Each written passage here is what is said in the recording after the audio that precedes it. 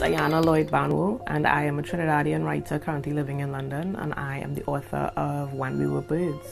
It is a love story and a ghost story set in an imagined Trinidad between two outsiders who meet in the city's oldest and largest cemetery.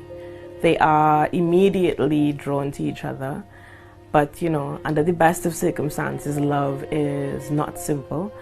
And in a city like Port Angeles, with ancient matriarchies living in the hills and hustlers and dreamers just trying to get by, we find that their love is particularly complicated and has cosmic consequences that even they could never have imagined.